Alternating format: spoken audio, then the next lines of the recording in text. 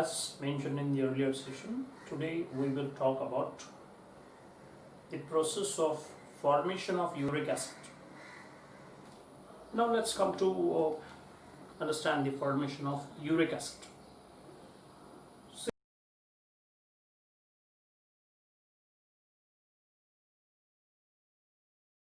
See, in the earlier section I had made very clear that the main source of nitrogenous compounds in our body happens to be the proteins that are taken in form of food and digested into amino acids.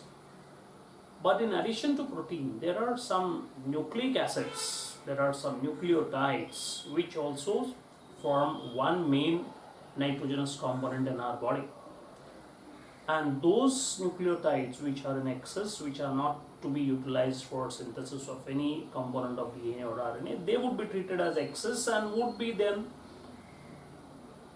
diverted towards the process of breakdown and excretion.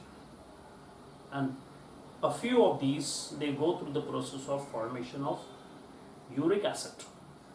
Now, how exactly does that happen? See, there are two ways in which this process will continue. First of all, let's talk about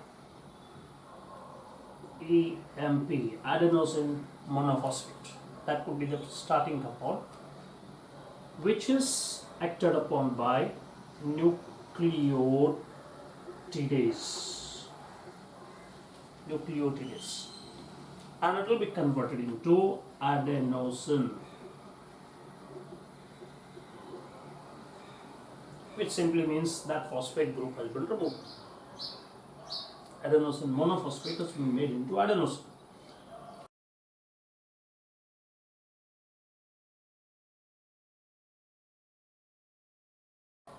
This will be acted upon by adenosine deaminase.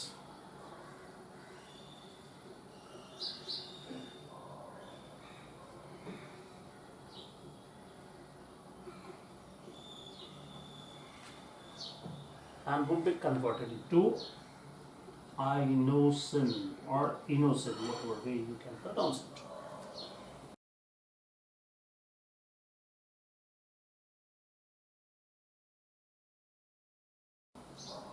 Inosine is acted upon by nucleosidase.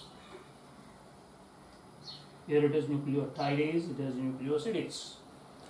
And it is converted into hypoxanthine.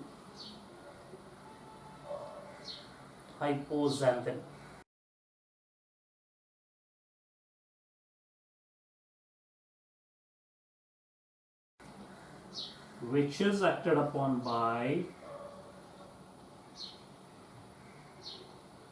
xanthine oxidase, and it's made into xanthine.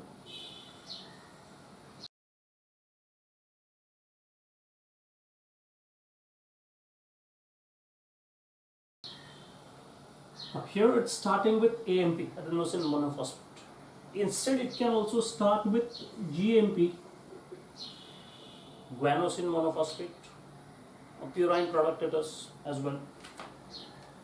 This is acted upon by again nucleotidase and it's converted into guanosine monophosphate is detached.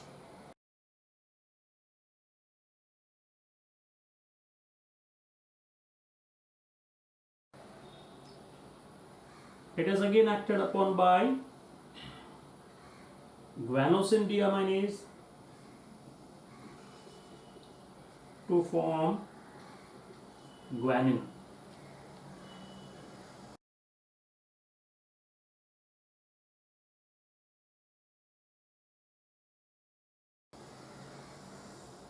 Which is acted upon by guanine deaminase again and it's converted into xanthine.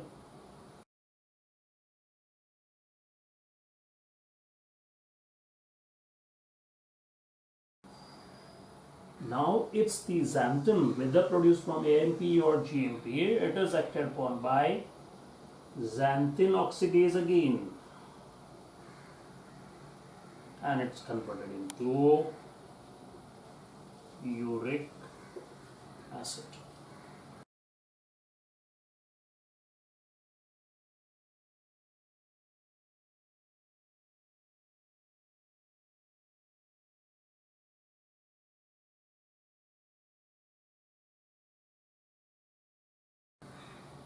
Uric acid.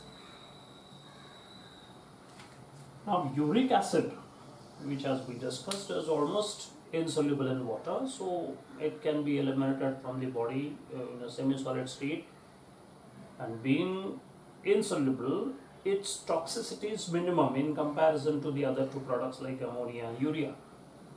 So considerable amount of uric acid can even be stored in the body before being excreted, and that stored uric acid to a particular limit doesn't prove to be toxic for the tissues. And further, excretion of uric acid doesn't involve excretion of a great amount of water. So in semi-solid state it can be excreted. Hence, its excretion also doesn't involve loss of water. Now that's about formation of the third nitrogenous product, uric acid. Now, as we discussed earlier, even uric acid would be generated in the liver and would be channelized appropriately for being eliminated from the body. Now, as seen, some amount of uric acid accumulated in the body, it's tolerable because it's insoluble and doesn't enter the cells through the water channels, and hence it's acceptable in the body to a relatively larger extent. When the amount of uric acid in the body increases, it flows through the body fluids and then leads to complications, one of which could be the gout's disease or gout disorder, details of which we will talk about in due course of time. How or what happens with these three products further, that we will talk about in the next session. Keep watching these videos, like them, subscribe to them, share amongst your friends and family. Thank you.